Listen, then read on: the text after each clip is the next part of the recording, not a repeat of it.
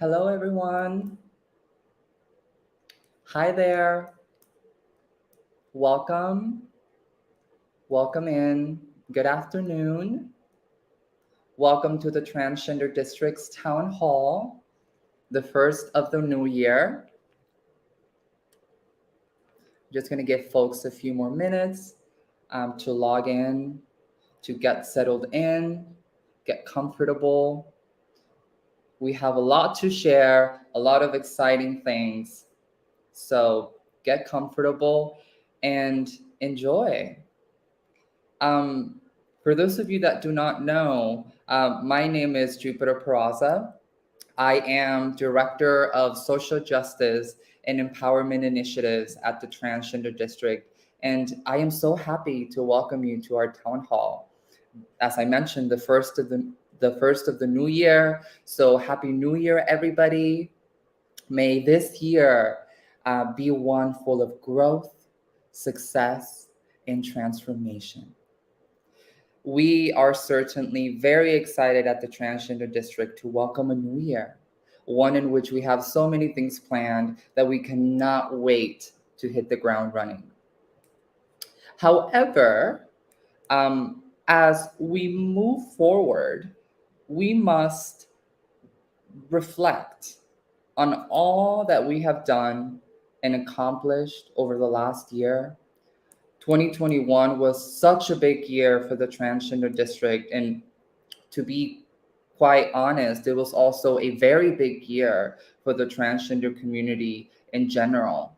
Not only was 2021 one of the most deadly and violent years for the transgender community, but it was also a year in which we saw uh, history happen.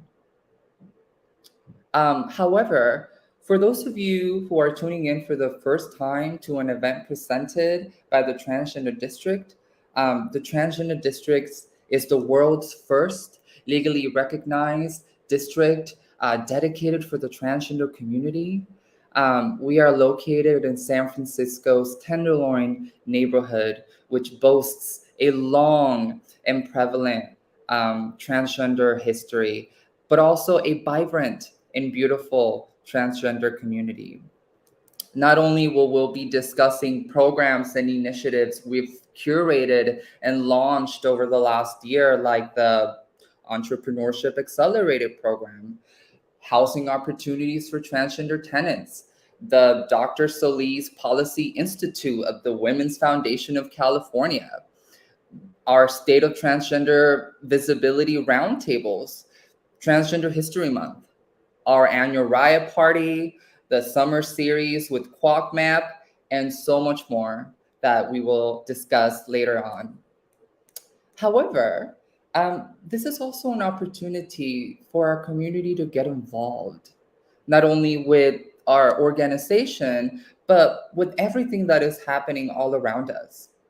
I am always an advocate for individuals to get involved in whatever it is that you're passionate about, but most importantly, for our trans community. I believe that our community holds so much power and innovative thinking. We must share that with the world. We are truly revolutionary, and I am proud to do the work at the Transgender District because it proves that we are capable of that, and we are capable of envisioning a future in which we are a part of, in which we make the decisions. So I am very happy to welcome you to this town hall. We have a lot of special guests. I am here with members of the Transgender District staff, with Juniper Yoon, who's our Director of Cultural Affairs, Ivory Nicole Smith, who is our Program Associate, Sean Green, who's our VP, and Deputy Officer, and of course, the President and Chief Strategist of the Transgender District, Arya Saeed. And I wanted to introduce all of you to our Director of Cultural Affairs. I am here with Ms. Juniper Yoon. Hi, Juniper. Hi there. Can you all hear me? Yes. Amazing. So I'm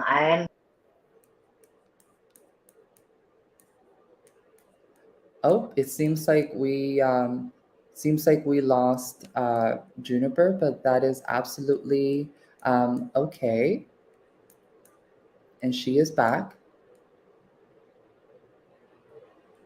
hi. I don't know what happened. I think the Wi-Fi just tripped, but hello everyone. Jennifer here, the Director of Cultural Affairs at the Transgender District. Super excited to join today and meet with community for the Transgender District's 2022 Town Hall. The new year is incredible, but basically what we're working on right now is a kind of overview and a nutshell of what the effects and the positive impact that we have done at the district for this last year, in particular to our work here in the Tenderloin. So without further ado, I would love to chat about our biennial report. Our Transgender District 2020 to 2021 biennial report was created in partnership with MoCD as well as with Thatcher Combs, who is a PhD candidate of sociology at the University of Texas, Austin. They were incredible in being able to work with the community, with our Community Advisory Council, and with our, just in general, our staff at the time to create a really robust report on the effects and positive impacts that the district has to the upcoming kind of growth of our locale. Some highlights from the report that I love to kind of talk about, just because it's in my background, is in arts and culture. 2020 and 2021, as we all know, had an incredible impact on kind of the psyche of the trans and gender nonconforming community, with the kind of continued effects of COVID 19 in all of the kind of hearts and minds of folks, as well as a very real health implications for those who are houseless. And with the Tenderloin being an area where there is, high levels of houselessness, we were really blessed to be able to report back in our biennial report, as well as to the human uh, Human Rights Commission, to be able to talk about um, our COVID testing activations and our vaccine activation.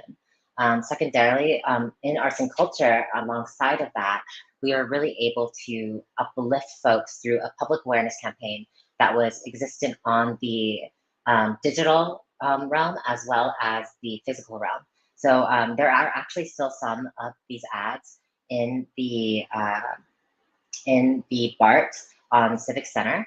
And then we were able to have a billboard that really robustly spoke towards the empowerment and upliftment of trans people, and really talking about we as trans people knowing our place. And what that looks like is, trans people belong anywhere that they step foot, but they also have a home here in the Tenderloin in San Francisco.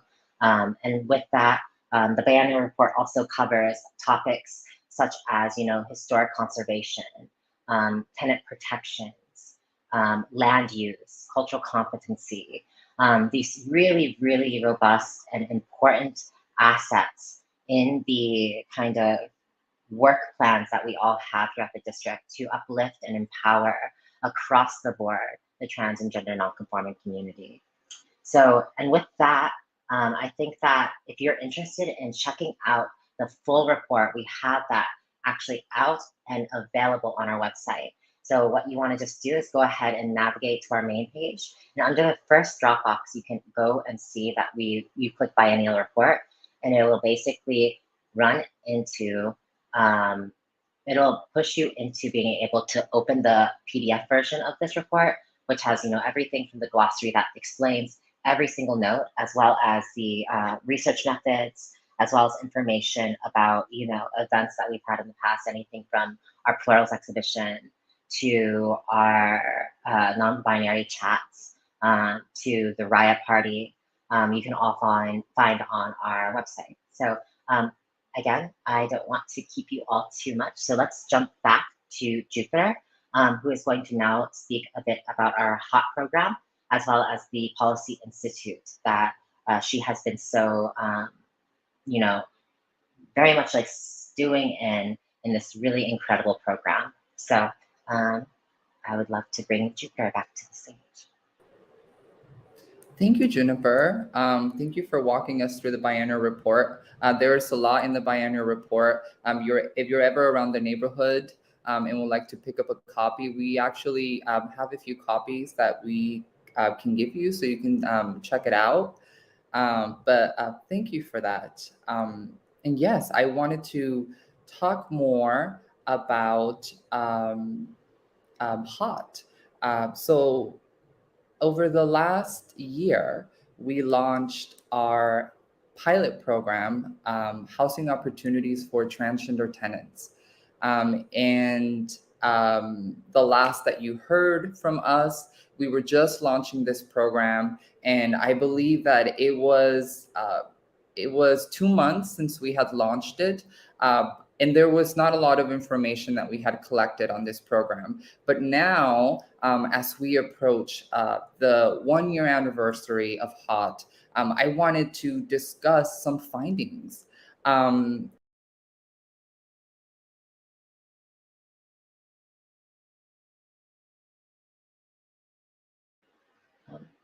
Hello. It seems that it somehow shifted to me. Sorry, y'all. I am back having connectivity issues.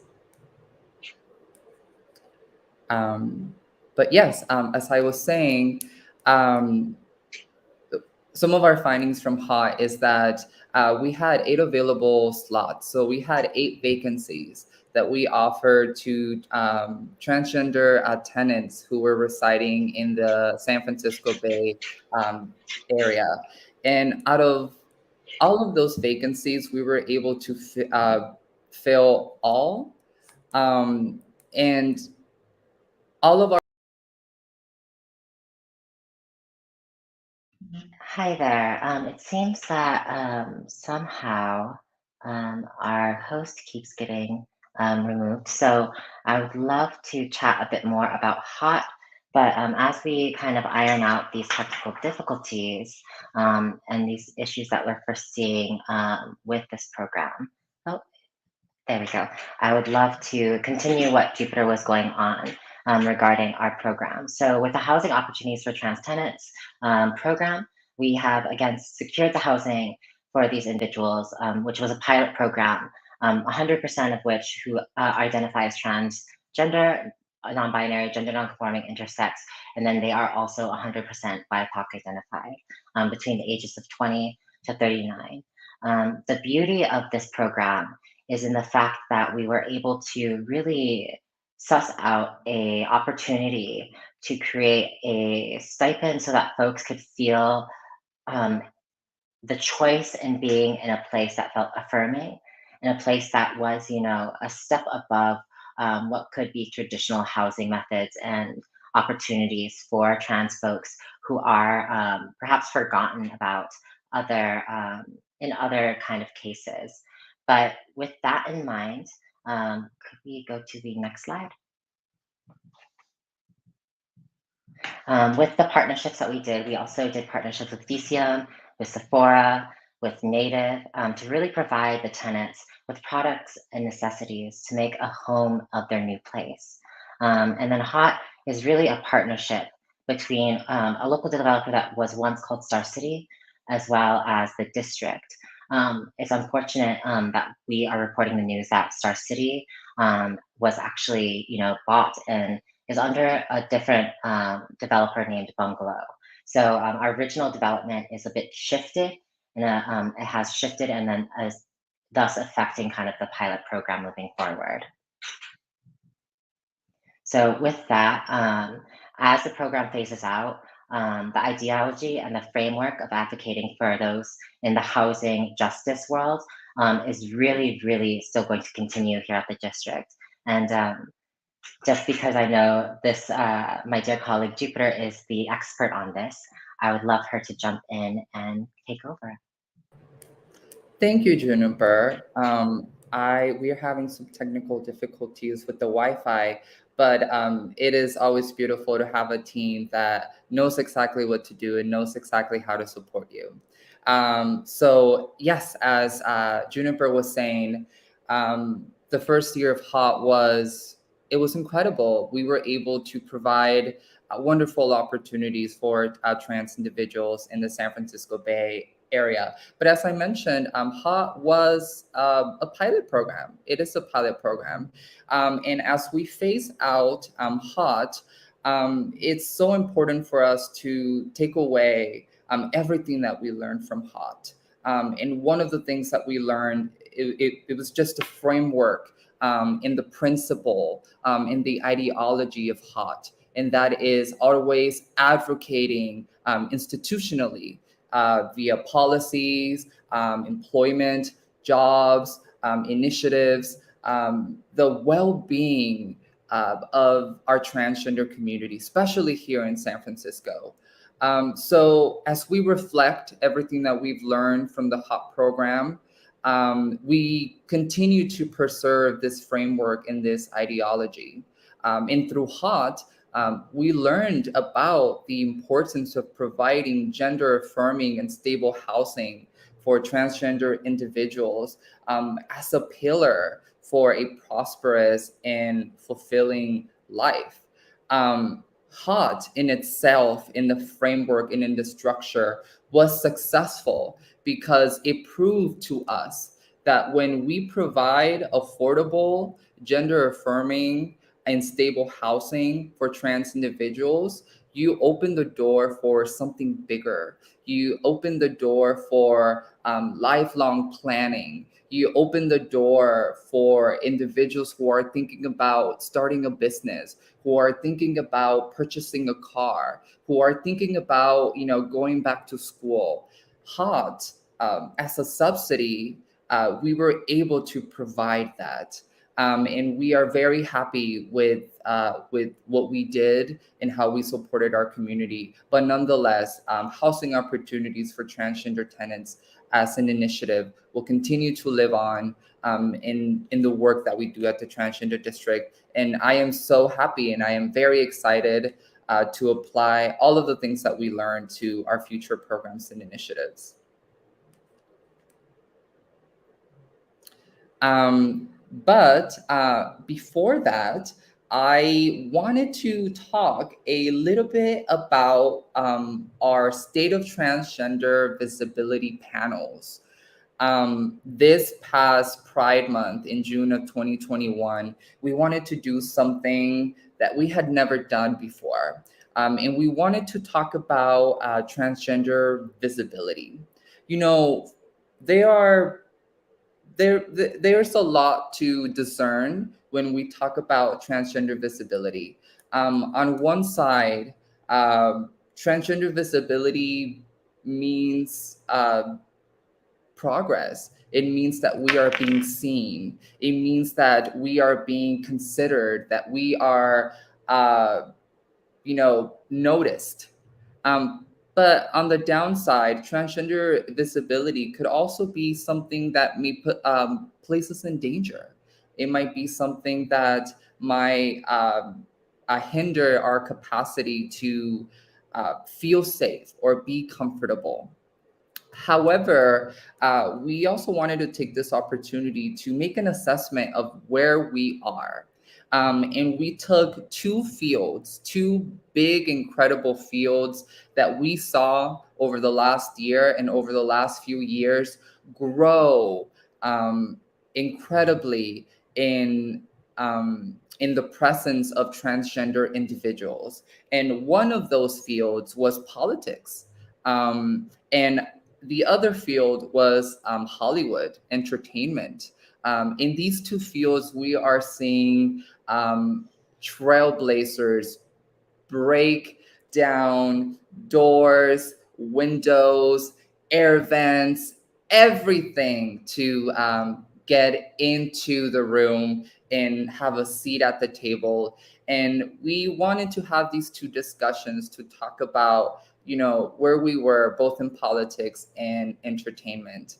And I was so happy about the lineups for these two roundtables. For the policy and politics, we had Sarah McBride, who's the first elected trans states senator. We had Andrea Jenkins, who was at the time the first Black trans individual elected to city council for the city of Minneapolis. And just a few weeks ago, she became president of the city council of the city of Minneapolis after winning re-election. And we are so happy and so proud of her. We also have Chase Strangio, who has done incredible work with the ACLU in making sure that all of the cases that are being brought to state courts are being fought. So thank you to Chase for everything that you do. And also one of our co-founders and a local San Franciscans, Honey Mahogany. We also had Mariah Moore, who was running for city council as well in the state of New Orleans. And of course, our incredible moderator, Amara Jones, who leads Trans/Media. And with Hollywood, we've had the incredible Raquel Willis and T.S. Madison, who just starred in a major motion picture, Zola, and who has her own reality TV show. Zoe Luna, who was a trans individual who was in reality television since a very early age, and she was in the remake of The Craft. And then Amaya Scott, the icon, The Blueprint, and Ian Harvey, an incredible comedian, and of course, the one and only Nava Mao, who is an incredible actress, a producer, and just a well-rounded filmmaker. And all of these individuals provided so much insight and so much perspective to their experiences in both of these fields that we couldn't have been happier with the outcome of these two roundtables. And you can actually check these roundtables in our YouTube. They're up in our YouTube. So in case you would ever like to check out any of these conversations, you can definitely find them there. Please, I highly suggest that you watch them. They are incredibly informational. You will definitely learn so much about the state of transgender issues, but also about each of these individuals that each of them is making strides in what they do. And not only that, but they are fierce and they are passionate, and they are individuals that you should be looking out for, because they will break barriers as they have already.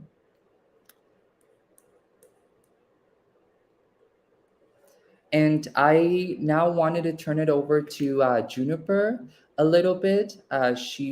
She participated in this panel with the Commonwealth Club of San Francisco that I would love for her to share a little bit more about this awesome panel.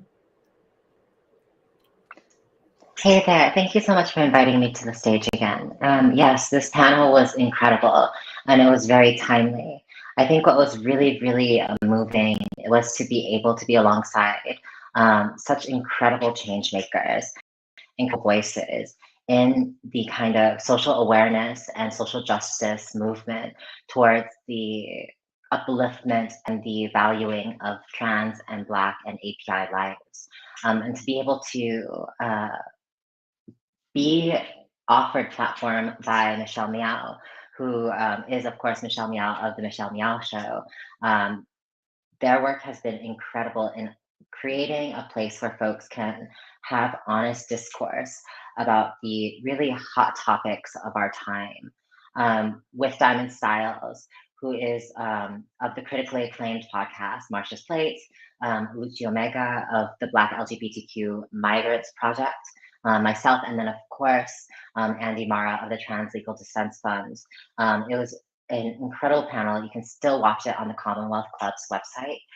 It covered topics, anything from like really talking about, you know, the LA riots to the kind of consistent attacks against API lives that are happening to this day, as well as, of course, the realities of the George Floyd uprisings and the kind of backlash towards ending police brutality.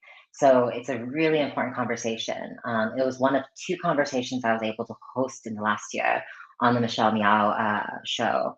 And it was so incredible. The second one being also talking about the drug use in the LGBTQIA community during the pandemic and the effects of that. And it also kind of ties into what we'll talk a little bit about today, just shortly, in the sense of the state of emergency happening in the Tenderloin, with, you know, the high rates of, you know, overdoses in the neighborhood, causing direct action having to be done and kind of services to be provided. It's really incredible to be able to have these types of conversations, and with the district being kind of a part of that, is going to really shape how we move into 2022 and really uplift our community at the margins. So with that, I'm going to again invite Jupiter back up to the stage. And then we do want to talk a little bit, I think, about the state of emergency. And then we are going to be inviting Pao of OTI, the acting director of OTI, to speak a bit about their work doing the UBI program here in the city. So Jupiter, if you could speak a little bit about the state of emergency in the Tenderloin. I would love for our audience to really know the down low on it.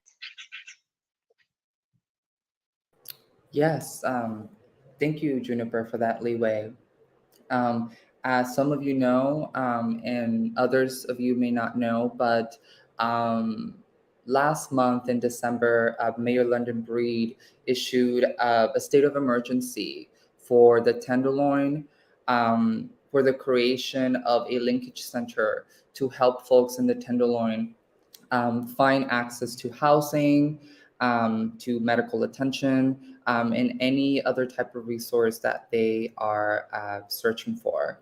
The Transgender District has been incredibly involved in the process of assessing the changes that are happening in the Tenderloin from the Tenderloin state of emergency.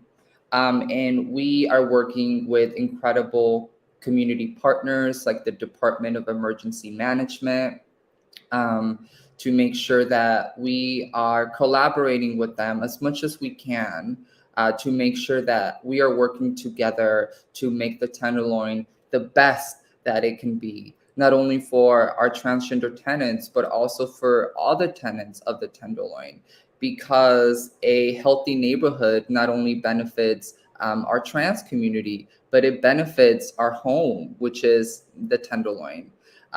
There is still more to come.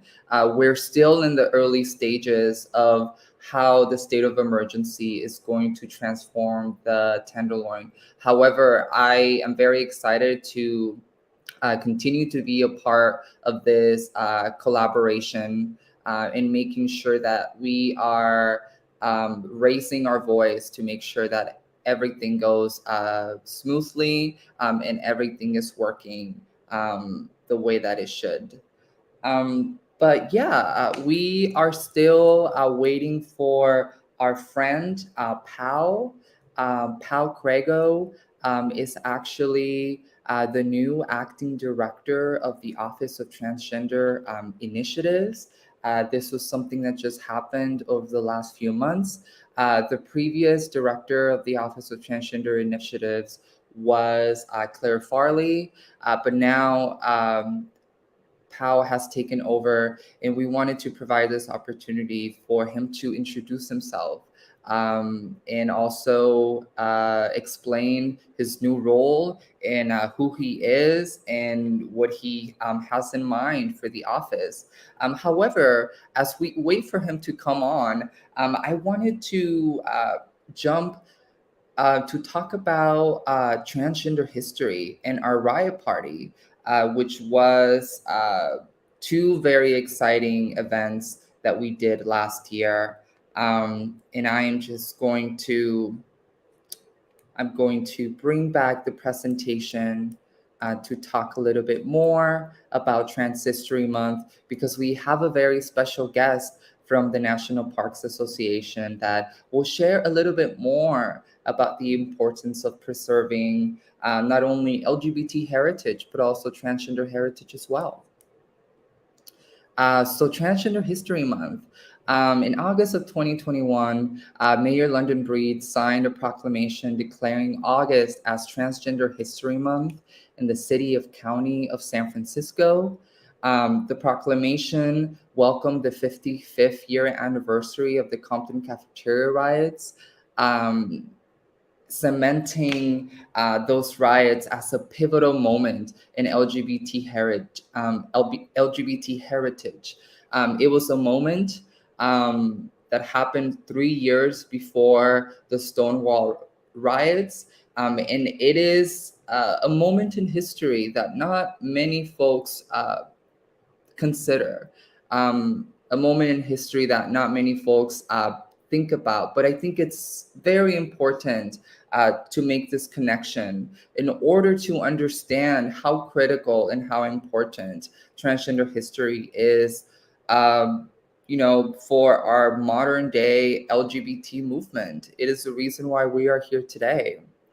And I had a very special part in this proclamation as part of the Dr. Solis Policy Institute, which I mentioned earlier today with the Women's Foundation of California. It was through this fellowship that I gained the knowledge to learn about proclamations, what they were, the importance of proclamations, and how to use them to honor a specific group, event, organization, so on and so forth.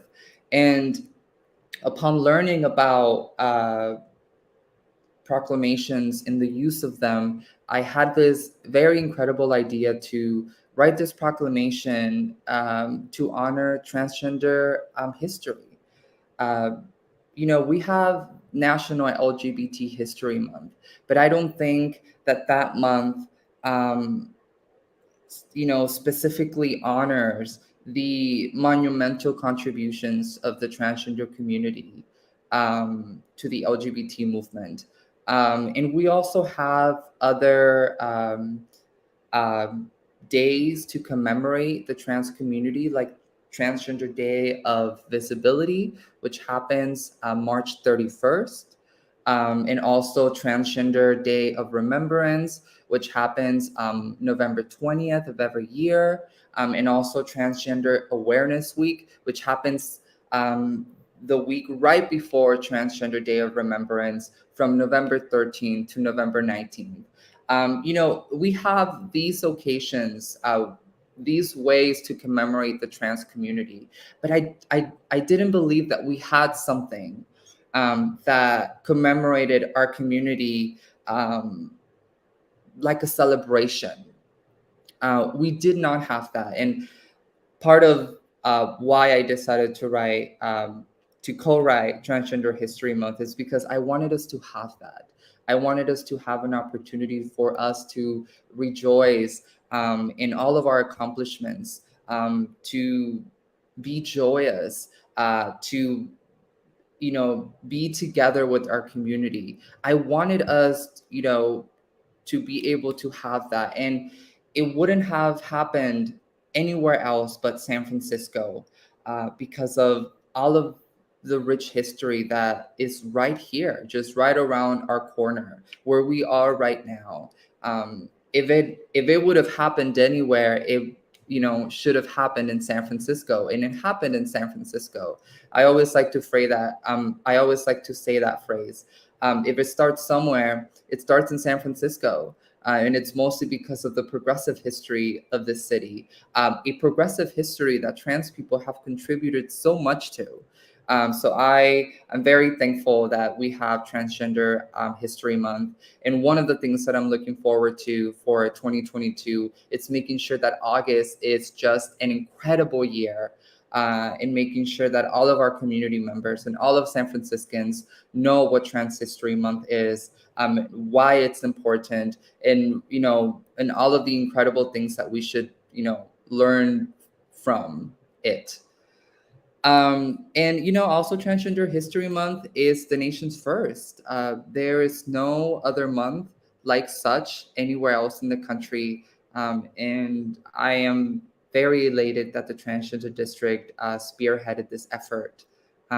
So I'm very happy for that. And, with that opportunity, something that we did following Transgender History Month is we launched this social media campaign in which we selected pivotal transgender, pivotal moments in transgender history. I've included two graphics, two of my favorite. One of them is actress MJ Rodriguez from the beloved TV show Pose. She became the first transgender actress to be nominated for a major acting category at the 2021 Emmys for her portrayal of Blanca Evangelista. And she did not win that award. However, she became the first transgender actress to win a Golden Globe, which just happened a few weeks ago. And also, something that is also one of my favorite facts is the Transsexual Phenomenon, which was published in 1966, the same year of the Compton Cafeteria riots. And the Transsexual Phenomenon outlined a way for transgender people to medically transition. The author argued that a person's identity cannot be changed, and it was a doctor's responsibility to help a transgender individual live a fuller and happier life as the gender they identified with. Something that not a lot of people know is that the transsexual phenomenon was funded by a trans man, and it is through this history. It is through Trans History Month that we wish to uncover more of these facts that I think should be more well known to the general public. And we wish to continue this much more. However, I wanted to take this opportunity to welcome our guest from the National Parks Conservation Association, Elliot Richardson. Let me bring Elliot to the stage with me.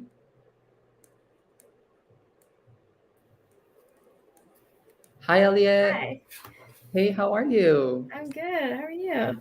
I'm doing well. Thank you so much for coming on to our town hall to talk a little bit more about LGBTQ heritage, but also trans history. Thanks so much for having me. Of course. Well, I can just get started if that's okay. Of course. But my name is Elliot. I use he, they pronouns. I work for the National Parks Conservation Association. Basically, we're a 501c3 nonprofit organization that helps protect and establish new national parks. I primarily work in the establishment of new national parks that tell a more complete American story. And not everybody knows this, but 2/3 of our national parks are actually designated for the sole purpose of preserving our history and culture. So our national park system is actually just as much a steward of our natural resources as it is our history and culture. And only one of those national parks, Stonewall National Monument, was designated for the purpose of preserving LGBTQ history. So I'm working towards trying to make sure that LGBTQ folks, particularly trans folks, are better represented in that system. I also kind of identify myself as an aspiring public historian, and basically what public history is any history that is made accessible to the public, whether it be a museum or some statue that you walk by every day or a documentary. And the Transgender District itself is a piece of public history. And I've been really inspired by the public history that the Transgender District has done so far, and I'm really excited for what else is to come. So in the national parks realm, we talk a lot about the concept of power in place, which is basically the concept that if you're in a space where the history happened and you're learning about that history, you're going to have much more of a connection with that history when you're learning it. And just to give a little example, I visited back in February of 2020 before I moved to the Bay Area. I visited Harvey Milk's camera shop in the Castro, and I found a picture of myself sitting there just in the camera shop. And the reasoning behind it was run, the HRC had a store in the camera shop.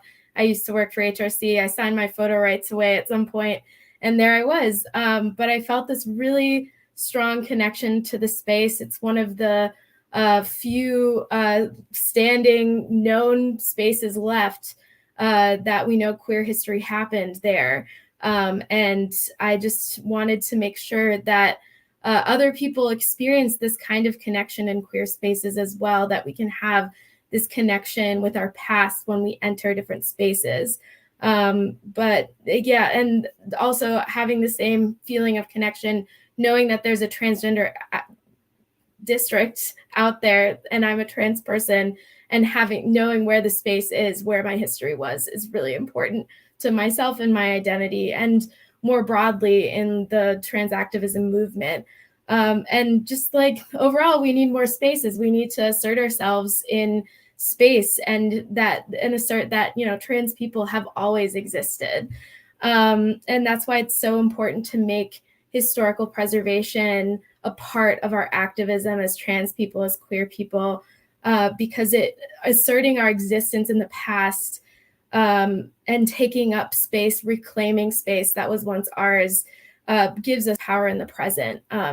So I really admire the Transgender District for utilizing these historic preservation systems that weren't necessarily created to help marginalized voices and bring aid to people, but utilizing those programs to combat gentrification and create community.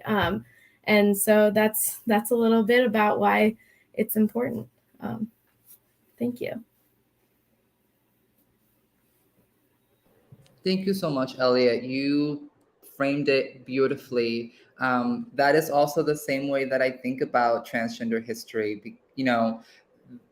If you learn about it and you connect with it, you begin to build bridges. You begin to sort of find a way to communicate with one another. And you also find a way to create a sense of understanding.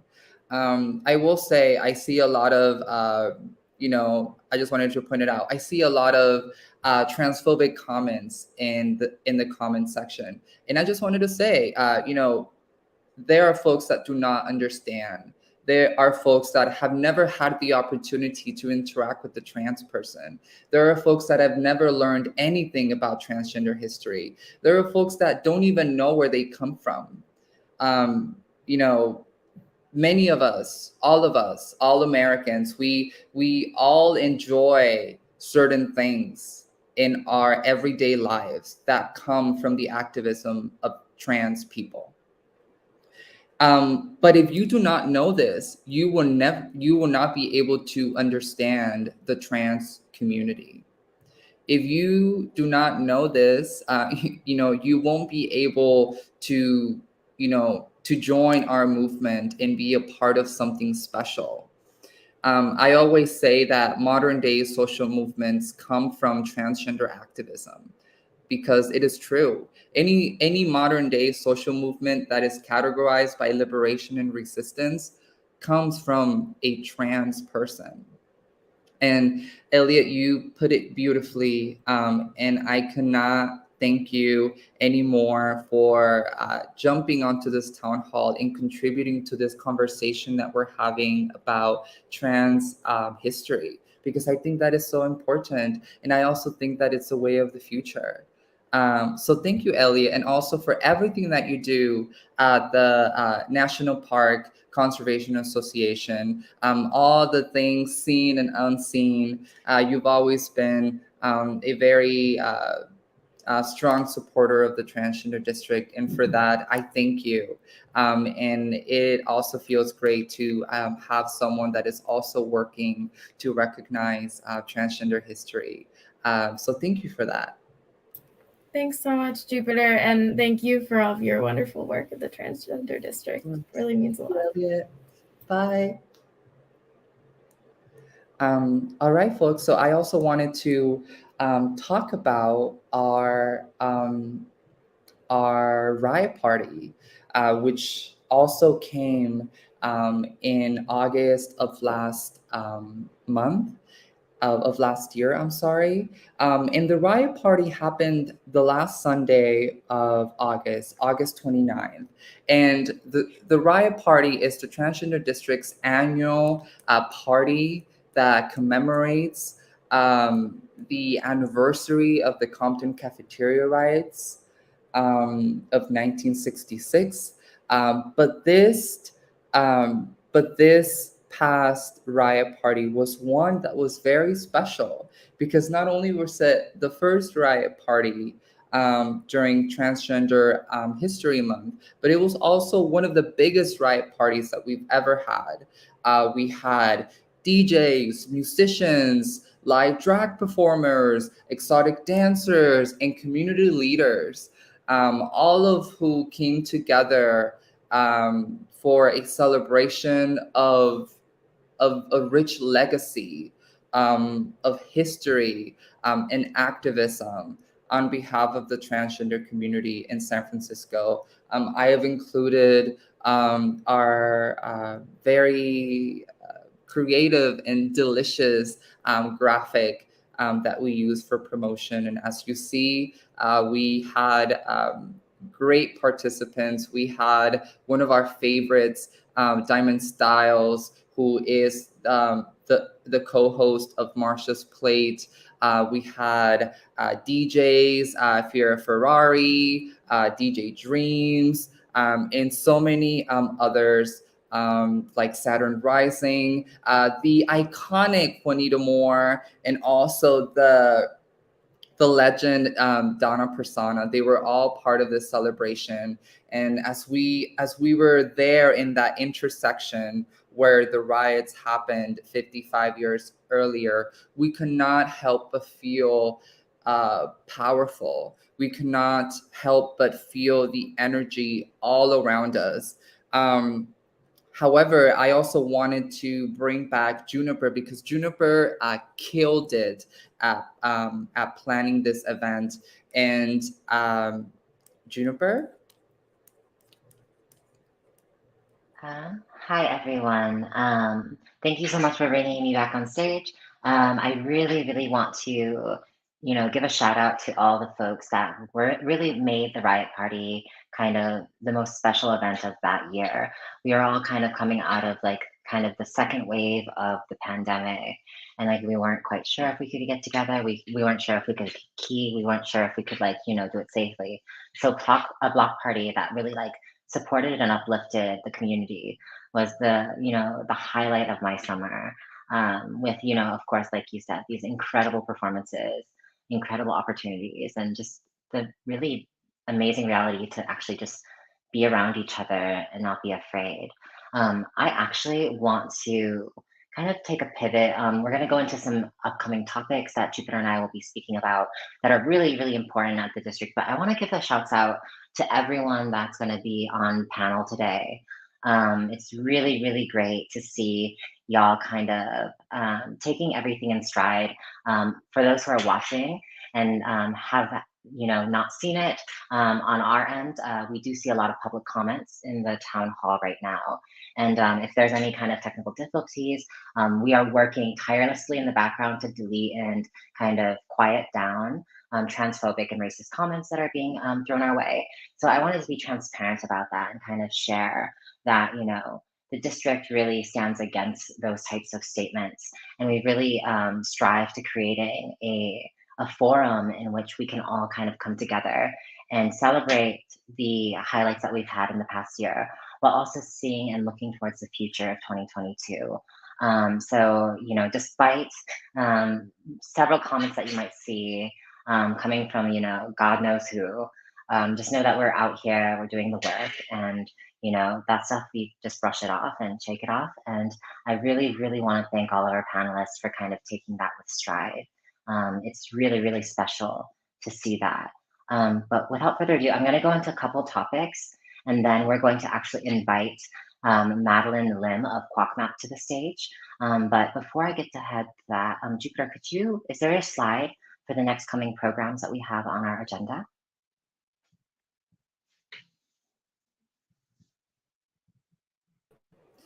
We have no slide. However, it would be beautiful for you to speak some more. Yeah.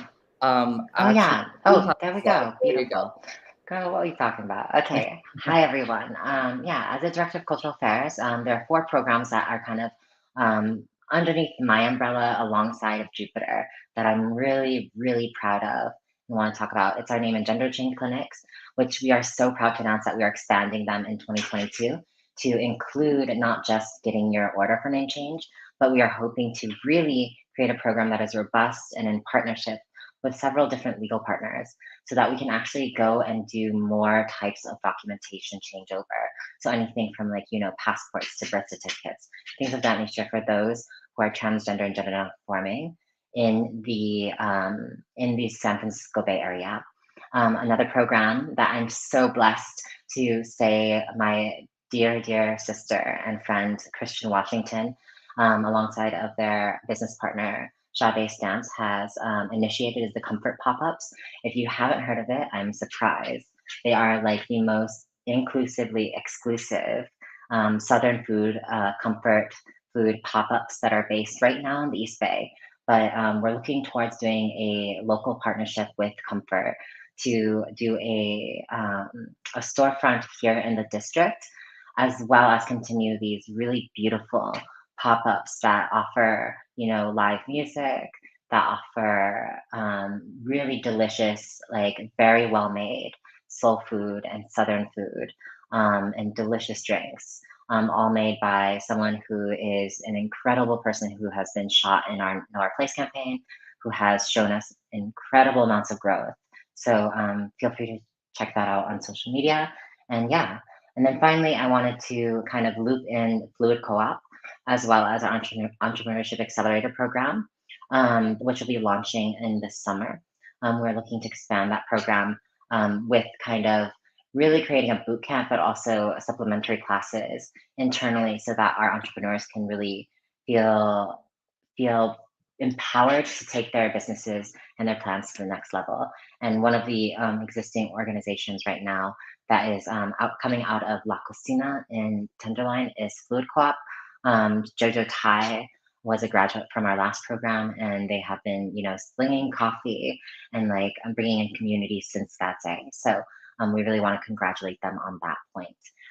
But without further ado, I would love it if we could invite Jupiter back so that she can do the introduction for Madeleine from the Queer Women of Color's Media Arts Project.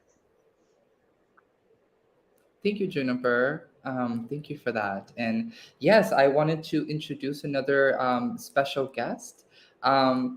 So last that we spoke, we were discussing our partnerships that we had planned.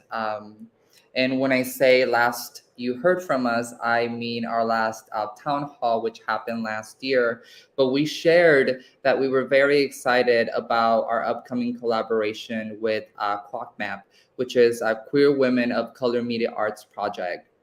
And we discussed that we were planning a summer movie night virtual events starting in late August. And we wanted to loop back and also welcome the executive director of QuackMap, Madeleine Lynch, who is going to be talking a little bit more about the said program that we mentioned that we were planning. So I'm gonna bring Madeleine up to the stage. Hi, Madeleine. Hey Hey, there. Jupiter. How are Hi. you? I'm good. I'm good. I'm so excited to be here. Thank you Yes, for having me.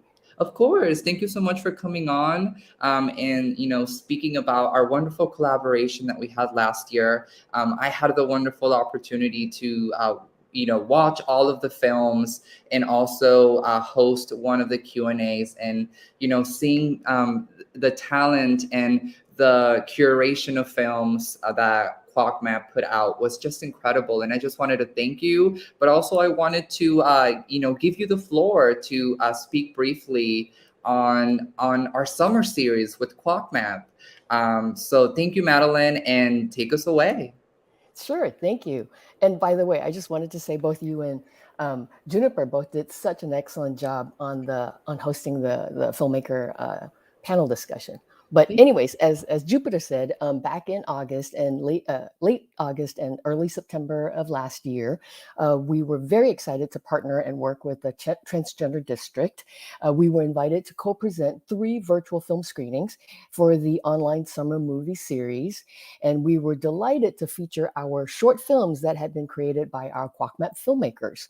And it was Summer of Joy, as you can see, Summer of Rebirth, and Summer of Resilience. Summer of Joy dealt primarily with a number of different issues about how healing being in community can be, dealt with being undocumented. Summer of Rebirth focused on seeing ourselves through our own lens, and Summer of Resilience dealt with issues that were specific to transmasculine experience. And we were super excited to be able to actually, put together and curate these films that could actually explore all of these different experiences. And during the filmmaker panel discussion that took place after the screening, it was so beautiful to see our transgender filmmakers of color coming together, which is not something that happens very often. You might see, 1 or 2 of our trans filmmakers within a larger screening that might be primarily white filmmakers, but it was so amazing, such an amazing space to see our transgender filmmakers of color coming together. And for most of them, it was the first time that they were seeing each other's films. It was really powerful. They were inspiring each other and sharing their experiences. And for us, for QuackMap, it was really important to amplify their voices and experiences and creativity. And as I mentioned, all of these films were created through our free filmmaker training program. So some of the resources that we offer, QuackMap provides our free filmmaking workshops, generally in the fall. We give out film grants to queer and trans filmmakers of color. And this coming year, we are actually starting a new program called Critical Juncture. And it's a program that is it is going to put resources from cameras, laptops, and grants, funds directly into the hands of queer and trans Black folks in our community to create films. And why? Because we believe that it's important that we have these skills, that we have a say in the narratives that are created about our communities, that we get to create the films about our lives, our communities, our experiences, and control how we are seen in media and how we are reflected. It's important for us to see ourselves reflected, and we're not going to wait until, Hollywood might be putting a few films out here and there, but it's really important for us to be able to create films about ourselves, which and for us to have to be in control of how we are seen. And an extension of free. This year, we are actually presenting our 18th annual Queer Women of Color Film Festival, and it is going to be in person, fingers crossed. It was virtual the last 2 years because of the pandemic. So this year we are presenting it at the Presidio Theater, and the dates are June 10, 11, and 12 this year. And I want to invite you, and I want to invite everyone to come join us as we occupy the Presidio Park. Generally, folks go to the Presidio and they hang out and they play sports, and we don't always get, we're not always the ones that are taking advantage of being there. So we're going to come up with different kinds of messaging, like come for the films and stay for the love. So there's a lot more information that is coming as we ramp up to that process. And check out the information on quackmap.org. And I just want to give a big shout out to the Transgender District for your amazing work in the community. When I joined, I heard that there had been some transphobic remarks. I am so sorry about that. And, I just want to say, kudos on, sticking in there and continuing with your work despite, all of the things that come at us. And so I just want to say that, we were so delighted to partner with you. It was such an important partnership, and we want to invite everyone to come join us in the Presidio this June 10, 11, and 12. So I am done here. Unless you'd like me to keep talking, I can keep doing that as well. Thank you, Madeleine. That was wonderful.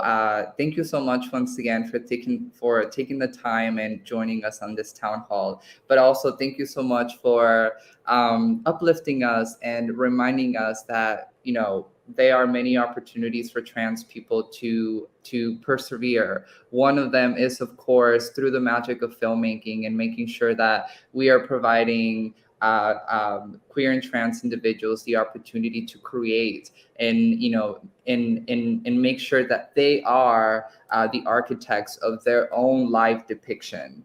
So thank you for that, and also thank you for addressing the comments that we were talking about. It's always so important for us at the Transgender District to always keep our head high. There is never a moment in which we will cross our arms and give up. We will continue and we will persevere and move forward, but we also do so knowing that we have incredible community partners like yourself in QuackMap. So I just wanted to thank you, and I will be there at the Presidio. You can count me in. And for everybody that is watching, if you want to know more information about QuackMap and their upcoming festival at the Presidio, I highly suggest that you check out their website. But I will definitely be there. So thank you, Madeleine, for being a part of this. And I can't wait to see you soon. Thank you. Thank you so much. And thank you for everything that you do. It is so important for the community. And, we love Transgender District. I just want to put that out there so much in here and in here. And we are there for you all the time, every day. So thank you. Thank you, Madeleine. Have a good one. Bye-bye. All right, and now I wanted to move on to our next section. I wanted to bring in our Vice President of Strategic Partnerships and our Deputy Director, Sean Green, who's going to be sharing a little bit more about our 5-year anniversary projects. For those of you that do not know, January 2022, this month, marks 5 years since the Transgender District was first created, and we have very special projects lined up to honor that monumental moment in history. So to our co-founders, to Arya Saeed, to Honey Mahogany, and to Janetta Johnson, thank you so much for all of your hard work and for making sure that we had a transgender district. I'm sure that none of you imagined that 5 years later we would be here having a town hall as part of said transgender district. So I'm bringing in Sean. Hey, Sean. Hi, Jupiter. How are you? I'm good. How are you? I'm doing well. Thank you.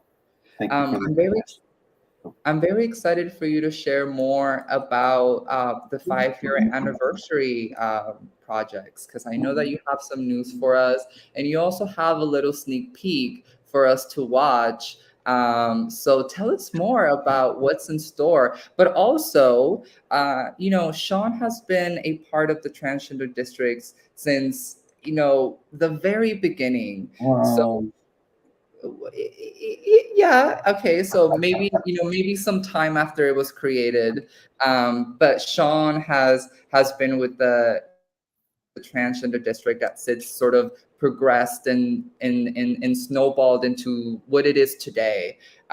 So thank you, Sean, for your service and contributing to that. But also, you have many experiences and favorite moments that I'm sure reassured you of the work that you were doing, and also how important having a transgender district, especially here in the Tenderloin, is. So we would love to hear from you on that. Thank you. Thank you for that introduction. I also want to say thank you to everyone who is speaking today. Madeleine, always a pleasure. I've been a huge fan of QuackMap for years, even before I started at the district back in 2019. And also thank you to Elliot. Great new partnership. We're really excited to work with Elliot and the National Park Conservation Association. I'm having a little computer stuff. It's reversed for me, so I also want to thank all of the supporters of the district, our donors, all of our great partnerships, both nonprofits and for-profit businesses that have really stepped up, have been excited about our work and have wanted to support us. That has been really amazing.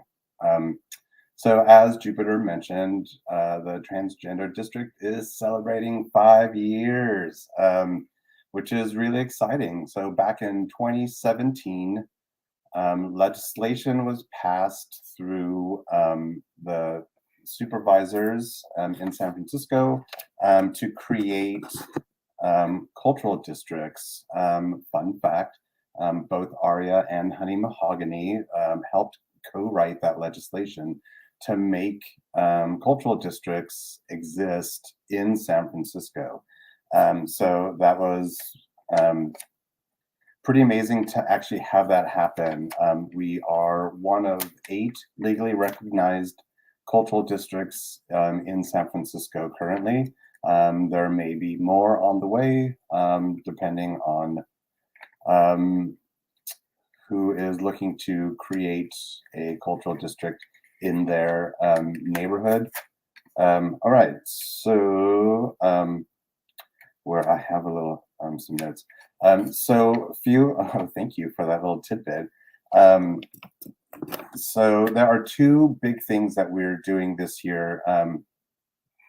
Not sure if the first is related to the 5-year anniversary, but we felt it was a great launching point. In the fall of this year, we will be we will have a transgender leadership summit, and we are working with other Black-led trans organizations throughout the nation who will be putting on workshops for a week here in San Francisco. So we're very, very excited about the Leadership Summit. There will be much more information more to come. The other thing I wanted to talk about for the 5-year, we wanted to expand on our visual storytelling projects that we've been doing. So we are, or we have actually created little mini documentaries / visual storytelling videos that encompass all of the founders and key staff members, actually all staff members and key players currently for the district. And so we wanted to have something to look back upon and celebrate for 5 years, being around and kicking ass. Am I allowed to say that?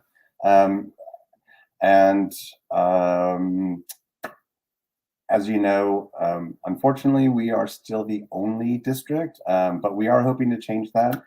We are working with groups in other cities nationwide to see how we can form transgender districts or queer districts nationwide to help create policies, safeguard livelihoods in other cities with large trans populations, or even small trans populations, to make sure that legislation is passed and that programs are created and that folks have the services that they need to live their everyday life. So on that note, I would like to show you a little sneak peek of the video I was talking about.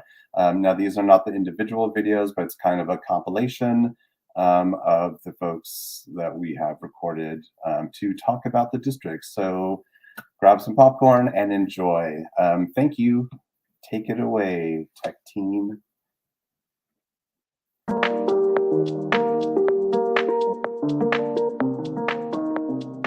I think the amazing thing about the work that the Transgender District is doing, that no one else is doing, is working to create a thriving economic and cultural hub within a major metropolitan city for and by trans people, and finding every way possible to make that happen. The act of setting up the trans district and getting it going at the beginning, has had long-lasting impact. This work is, I think, being heard around the world and being, people are attempting to replicate it and people are feeling empowered by it. And even if they never step foot in the district, even just knowing that it's there, right, is such a powerful symbol for people, and I think gives people hope. The Cultural District was created in response to a massive development project that was coming into the Tenderloin that was threatening to really change the Tenderloin as we knew it and push out a lot of people, including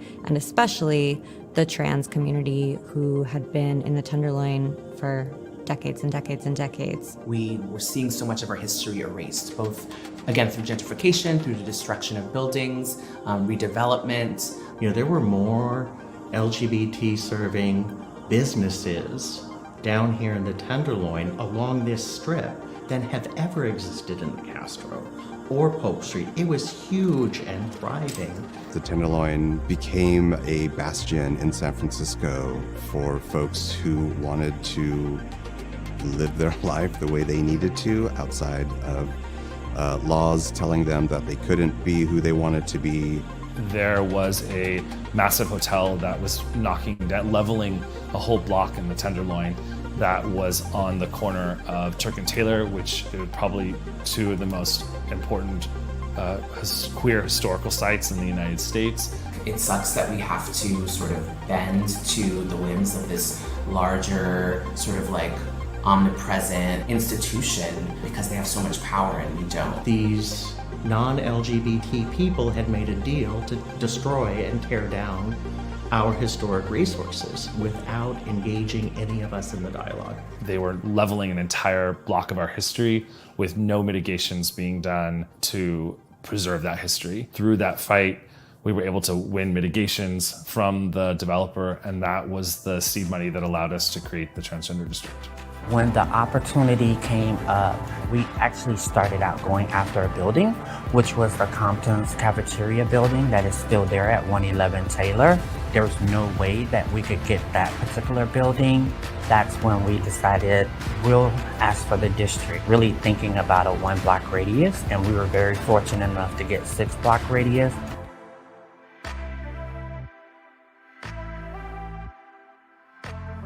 So it felt important in that moment for the community to make a defensive move on behalf of this space that was, one of very, very, very few safer spaces for trans folks in the city. And so if in a world where everyone just said yes, I think we would see transgender districts everywhere.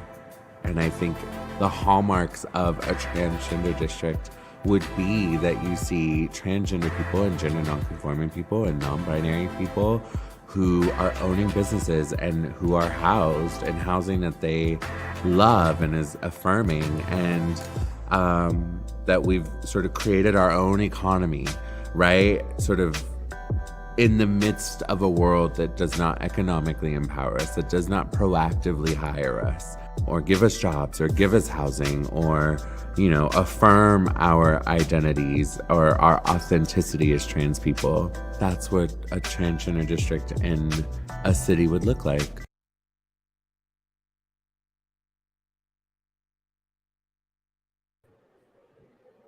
Wow, that was so beautiful. Not only am I excited for this little mini documentary to be released along with the visual storytelling, but I am also so excited about what Sean mentioned of the upcoming leadership summit that is going to be happening later this year.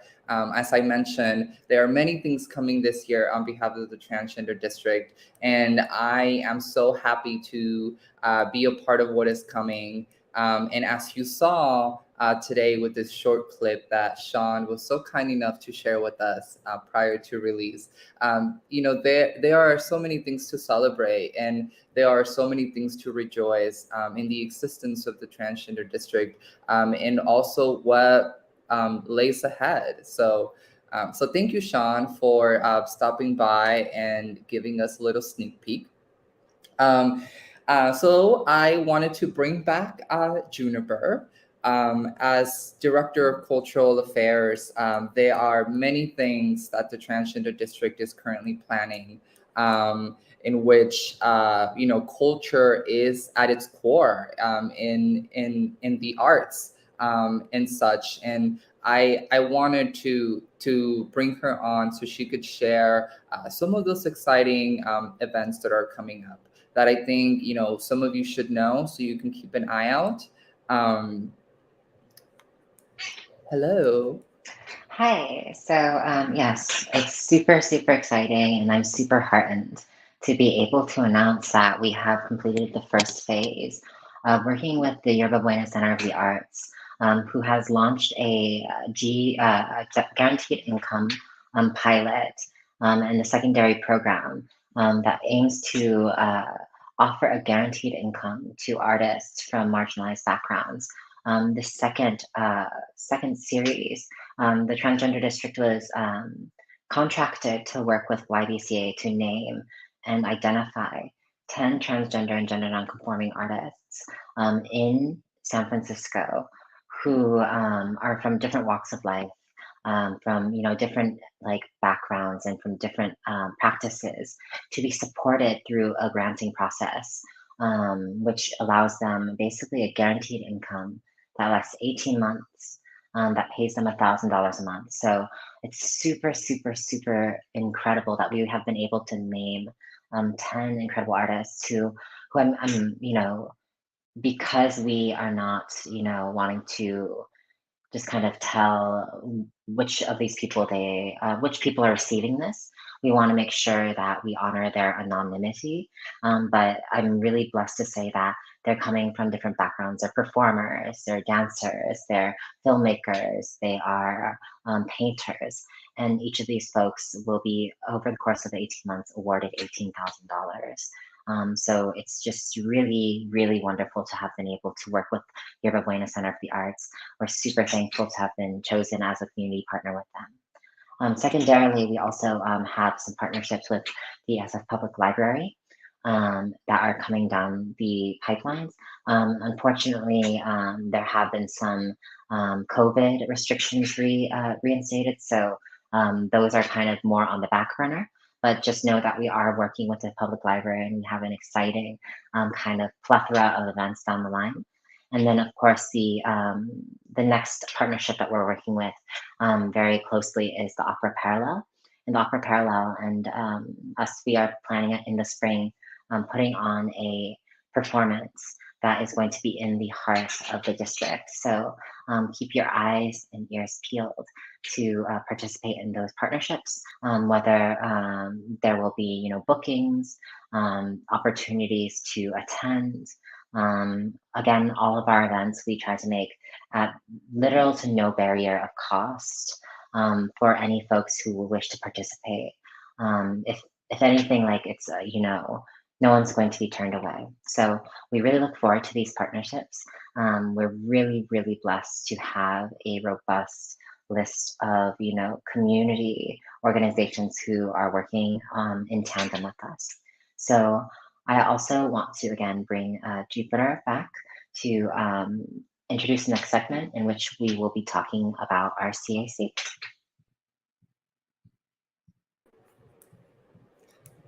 Thank you, Juniper, for that rundown.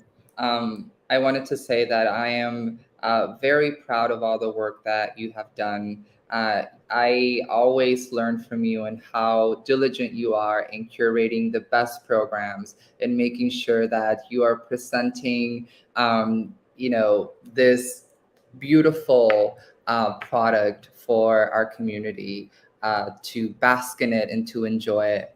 So thank you for that, Juniper, for all that you do.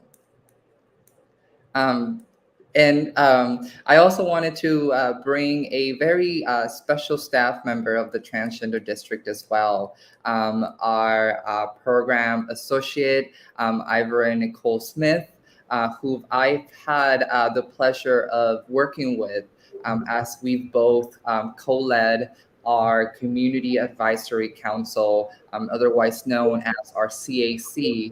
And with Ivory, I've worked over the last few months in putting together meetings, in engaging with our community members, and sort of be able to connect with them. But I wanted this to be an opportunity for Ivory to tell you more about it, because she's really the one that has been killing it at these meetings, and she's always the one that makes me so happy to be a part of it. But hi, Ivory. Hello, everybody. My name is Ivory Nicole Smith. I use she and her pronouns, and I'm a program associate here at the Transgender District.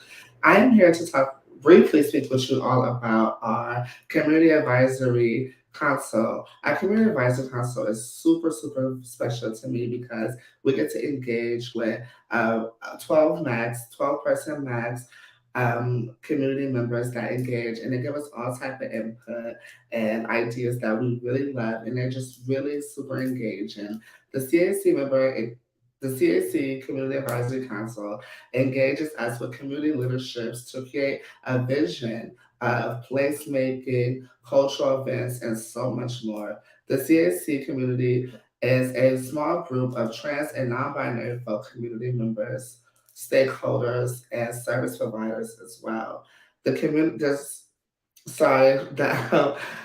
Community Advisory Council, they help out with so much here at the district. They really help out with, one of my favorites is outreach regarding all of our community members, outreach and participate in our special events and our special projects that we have, such as like our Riot Parties and Trans Week of Remembrance. So they're really, really special to us. We meet every quarterly, and like I said previously, we're 12 max person. So our Community Advisory Council has 12 person max, and we meet quarterly, and we give a small stipend of $150 to help out our Community Advisory Council, to show them that we appreciate all of the support that they give to us with all of their ideas.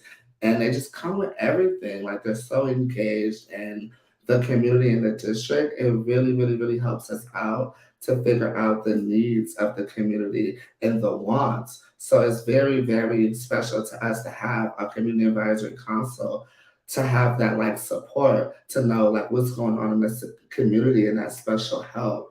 So I really appreciate facilitating the Community Advisory Council. We aim to create important and impactful work for communities that we work to uplift. So that's very special to us here at the Transgender District.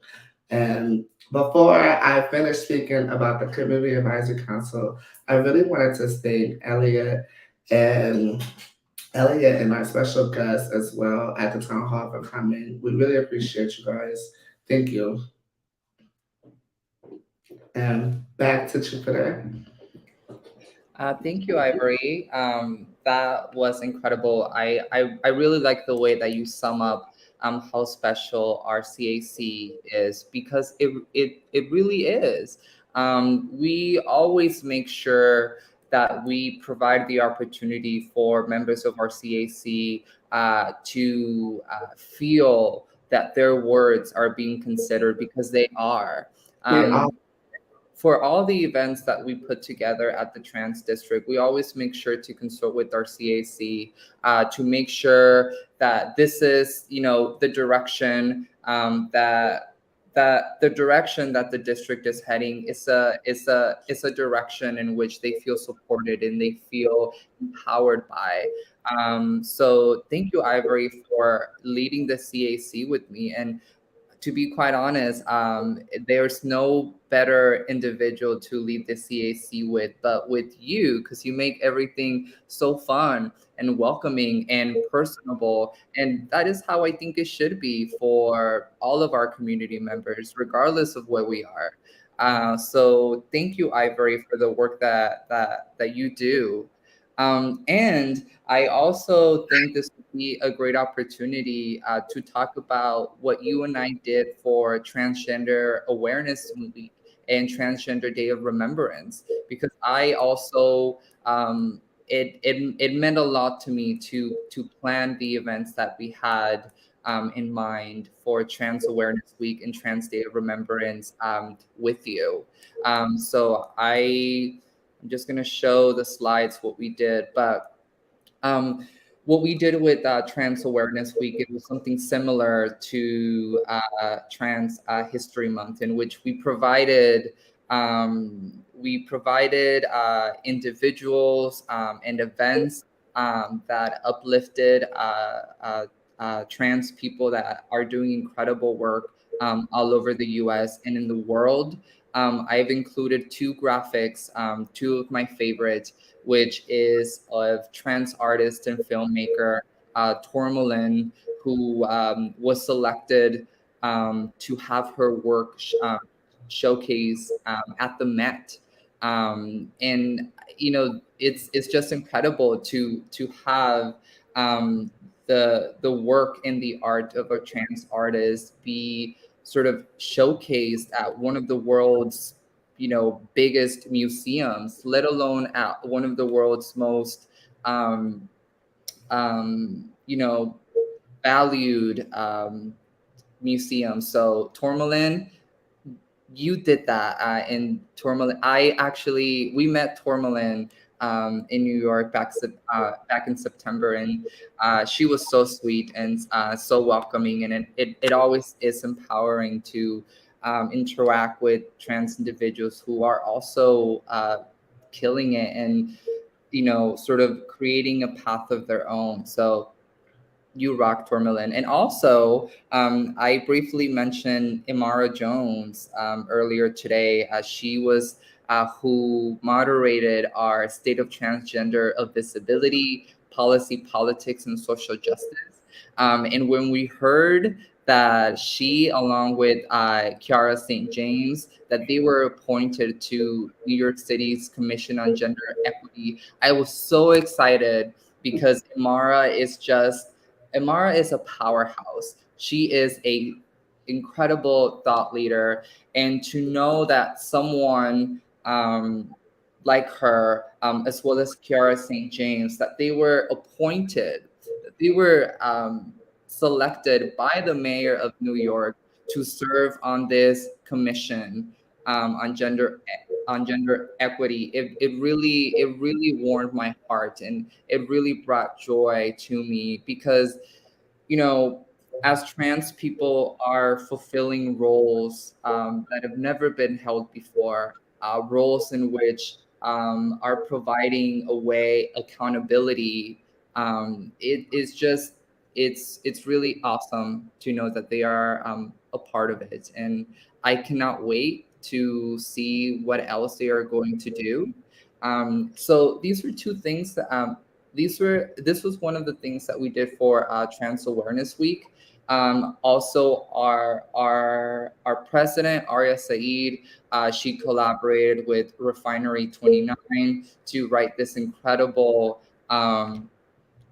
article on the state of the transgender community during Trans Awareness Week and also Transgender Day of Remembrance. And I also wanted to talk a little bit more about Trans Day of Remembrance. Ivory, do you want to talk a little bit more about TDOR and what we did and why it was so special to the both of us? Yes, I would love to. I co-facilitated next to my beautiful coworker, Jupiter Peraza. We wanted to do something different. We wanted to do a call of action because we really felt like it was important to stop the nonsense. I feel like it needed to be said that we wanted to show our respect, but we really wanted to showcase the fact that this is what's happening and this is what needs to stop. And it was very important of us to do a call of action and to name just a sum of the names that we lost over the years, trans mass and trans femme that we lost over the years. It was very important for us to do a call of action to respect them, our trans brothers and our trans sisters, and like a slideshow that we did a call of action where we stated the names and we all chanted their names. So that was very, very, very empowering to me just to be a part of, even co-facilitating that, and to hear some of the audience members come down and speak on their past stories and past experience. It was just heartwarming to know that there was other trans folks out there that could relate to things that I could, such as, sadly, as losing a trans brother or a trans sister. So it was very important for us at the district to do a call of action this year, and I'm so happy we did, because I felt like action is slowly but for surely being made, and this is just the start. We're going to continue to fight the fight, and I'm so happy again to co-facilitate with my beautiful coworker, Jupiter Peraza, and the whole transgender team here.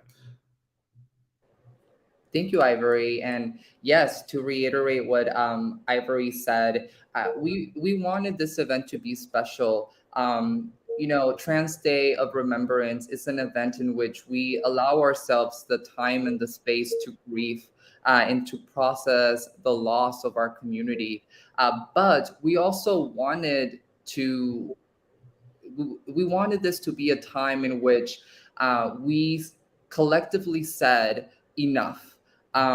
There must be something that we have to do to stop this epidemic against the transgender community. And something that Ivory and I decided to do is we opened up the floor for our community members who attended the event. We opened up the floor for them to share their experiences with healing and with moving forward, and being there together and hearing the experiences of our community members. It was such a beautiful feeling to know that we were in this together, and to know that we were, as a collective, healing, and to know that as long as we have one another, nothing, absolutely nothing, can stop us. So thank you, Ivory, for working on that event with me. I really loved sharing the stage with you, and also I loved the way that you were so welcoming to all of our attendees. So thank you. I definitely wanted to move on to our next guest. And our next guest is Rob Ayavo. Hopefully I'm pronouncing that right. But they are with Together SF.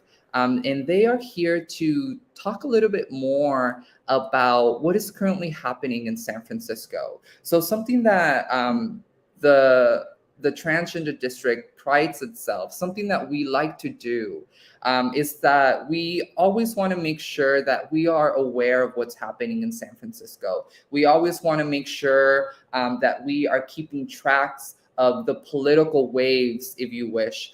We want to make sure that we are staying well informed, because when we are well informed, we can protect ourselves and our community so much better. And something that we have been keeping track of at the moment is redistricting. San Francisco is currently in the process of redrawing its district maps.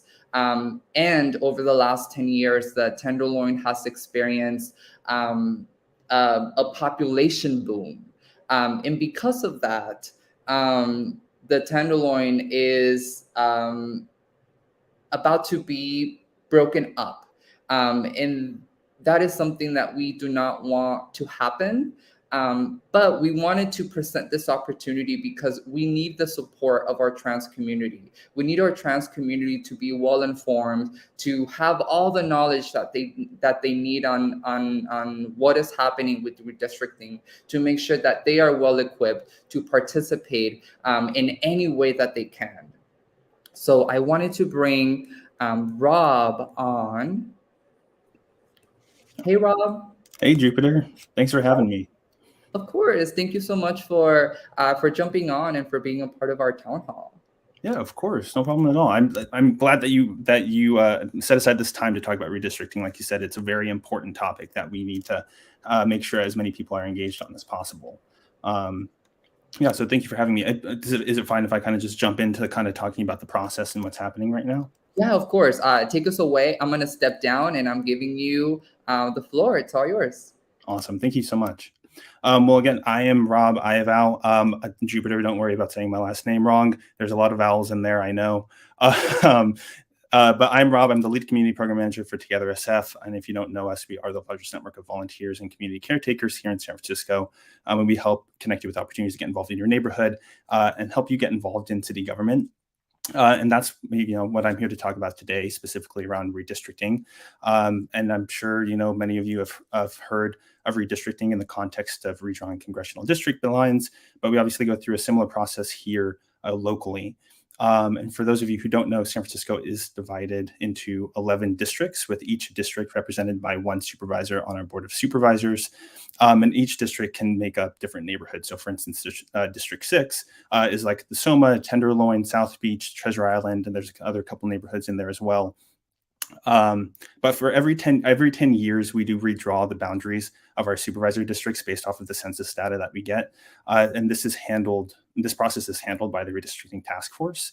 The task force is made up of 9 individuals, where 3 are appointed by the Board of Supervisors, 3 by the Elections Commission, and then another 3 are appointed by the mayor. And this task force works with an outside consultant to determine the new boundaries, and they take population and demographic data into consideration. Ideally, each district would have a similar population. Now, going into why you should care about this process, Jupiter kind of alluded to this earlier. There has been major population growth in the city over the last 10 years, but specifically in District 6, just due to imbalanced housing production. So because of this, District 6 is going to end up needing to shrink, and parts of it will end up going to other districts, and that's going to change who represents certain neighborhoods. And in 2010, when we did this last time, some neighborhoods were split up, and because of that, certain voting groups were essentially disenfranchised, and that has obviously major impacts for our supervisor elections. And that's something that we don't want to have happen, obviously. So this redistricting process is an opportunity for us to rectify those problems that came from the 2010 process, reunify some neighborhoods, and make sure that communities of interest are kept together. And there's a few different ways for you to get involved in this process, but one of the most important ways is for you to attend community meetings held by the task force and share your input. It's way more powerful. You can submit forms online with your input, but it's way more powerful for the task force to actually hear from you directly. And they do have a list of what input is helpful to them. I'm happy to share those resources. But basically, what they're looking for is what is your group or what is your community of interest. Where are you located within the city, and why should your community be kept together? Like, what brings you guys together? What makes you a community? That input is really helpful for the task force in determining where the boundary lines are drawn and making sure that groups of interest are kept together. And like I said, you can also submit this information using a form online on their website, but I do highly encourage you to attend the meetings. The next meeting for District 6 will actually be on February 26th at 10 a.m. Take some time from your Saturday to join the meeting, make sure that your voice is heard. The task force also does have a cool little mapping tool where you can draw your own map and submit it to the task force. I would encourage you to check that out as well. It's kind of fun just to play around with and see how things might be able to shape up. They do take a look at those maps and take all of that into consideration as well. So redistricting itself is something that sounds very boring, I'm sure, but it does have major implications on our elections and making sure that our representation is fair and equitable. And this process is going to have impacts for the next 10 years. This isn't something that we can revisit next year. This is something that is going to be done now. The process ends in April, and we won't be able to adjust anything until 2030. So this is your chance to make sure that your community is kept together, and make sure that you're represented by someone in the future who shares your values and your neighbor's values. So that's my little spiel on redistricting. Hopefully that's helpful for you guys. But yeah, no, thank you again, Jupiter, for having me. Yes, thank you so much, Rob, for explaining that. And, I actually learned a lot about redistricting when I visited togethersf.org, and I was a part of one of your info sessions on redistricting and how it would impact San Francisco. So for those of you that are currently watching, if you want to know more about redistricting, how to get involved, what is redistricting, how is it going to affect me, please go to www.togethersf.org. But nonetheless, thank you so much, Rob, for coming on board and sharing with us about the importance of redistricting. I will definitely be more hands-on with this process. I'm currently part of a working group to sort of draw different alternative maps that can satisfy all the communities of interest, as Rob mentioned. So I am very excited to be a part of that. But nonetheless, thank you so much, Rob, and for being a part of this. And thank you so much. Yeah, no, thank you again for having me. Of course. Have a good one. See you. All right, folks. So we are now in the last leg of our town hall. This is an opportunity to ask any questions. If you have any questions, please type them in the chat and we will do our best. I am going to bring in the rest of the Transgender District staff, to make sure that if you have a question for myself or Sean, Ivory, or Juniper, this is the time to ask, just because they are each experts in their own roles and what they handle. So for any questions that you have, let us know, and we are happy to answer that.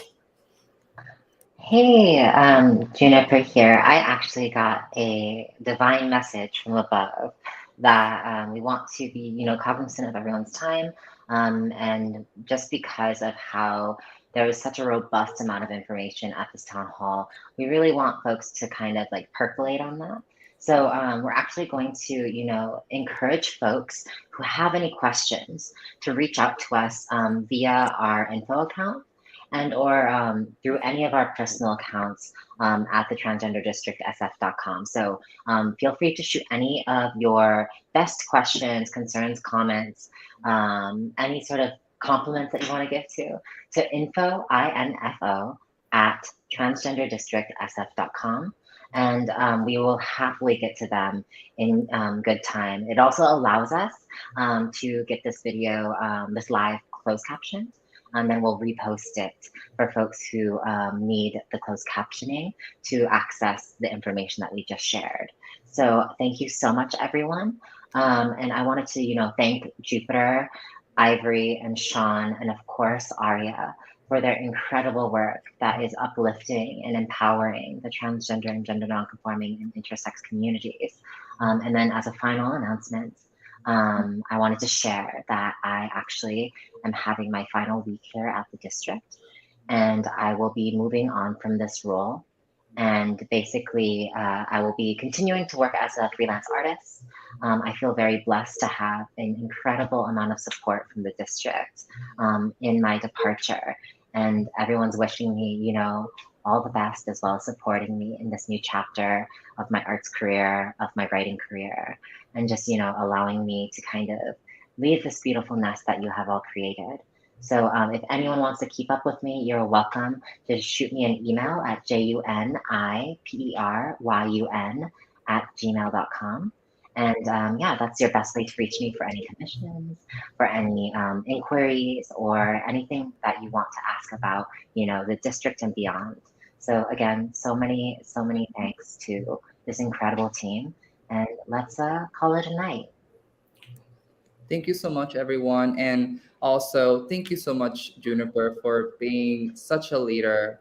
I am so proud to know you and so proud to have worked alongside with you. And, I always say that we should give credit to, the folks that are doing great work for our community. And Juniper is absolutely one of them. And thank you, Juniper. I absolutely adore you and I love you. And thank you so much.